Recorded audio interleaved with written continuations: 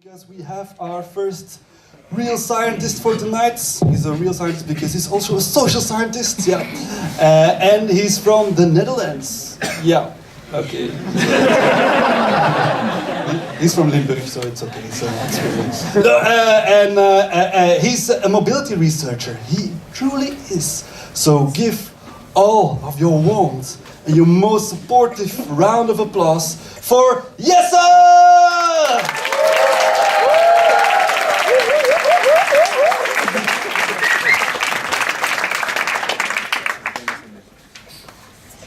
Good evening, everyone. Hello. My name is Jesse, and I'm an urban mobility researcher here in Brussels. And the field of urban mobility is not very difficult to explain. It's how people get from point A to point B in a city.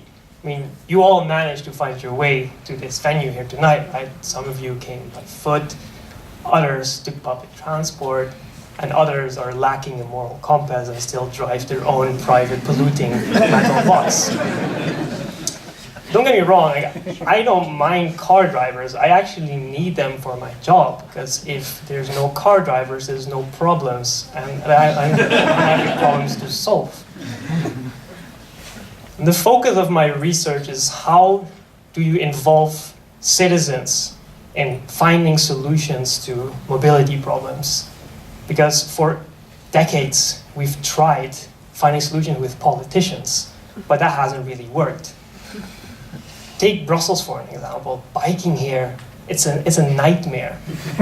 When I moved here from the Netherlands, I was biking around, and I thought people were like applauding me for biking around. But it turns out that fils de pute has nothing to do with the Dutch word fiets.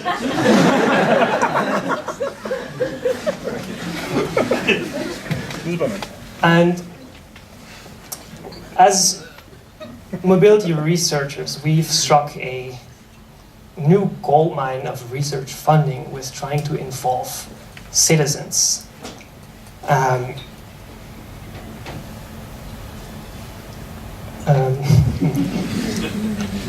Yeah, so we have a new goldmine of funding because, sorry, I'm just gonna whip over.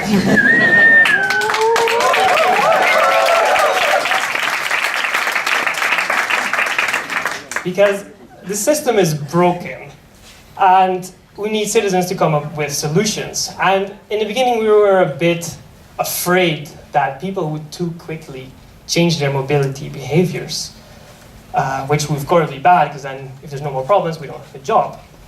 But instead of people saying, you know what, Jesse, you're right.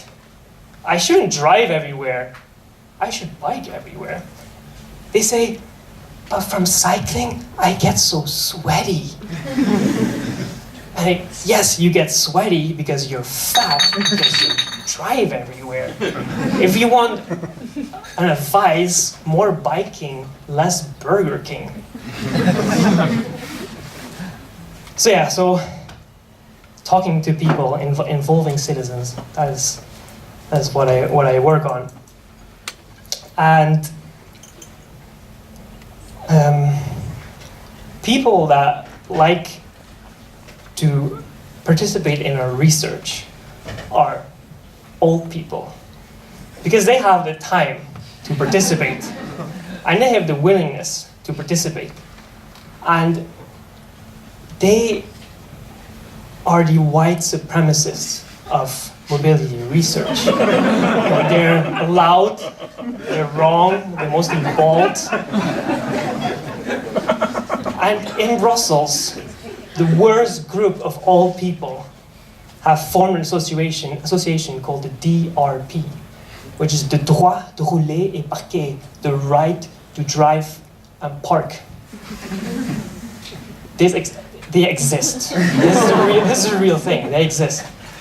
And for these people, their dream is a clean car city with no space for queer cyclists or pedestrians. If they could, they would round up all cyclists and put them on a train.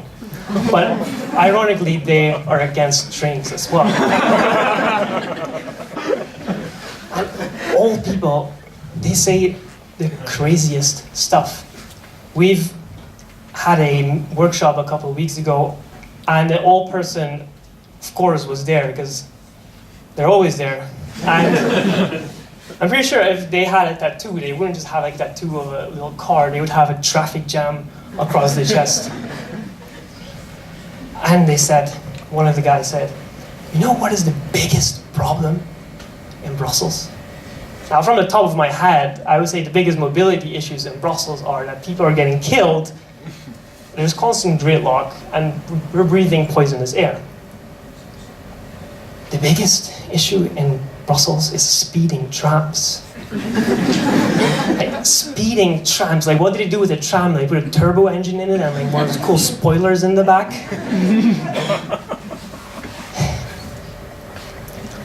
And then one of the first assignments I got as a mobility researcher was how to incorporate so-called hard-to-reach groups in mobility research. And hard-to-reach groups are usually minorities. You can have refugees, you can have the LGBT community, you can have sane, rational human beings. And I didn't get why I was the chosen one to do this research, because I am the most gender normative, middle class, white male there is. You know, I like football, I like to drink beer, I think Wonderwall by Oasis is a good song. But still, I was selected to do this research. And what I found out is that researchers, they're lazy. The problem with the term hard-to-reach groups is that it implies that it's not my fault as a researcher if you guys don't participate. It's your fault. You are hard to reach.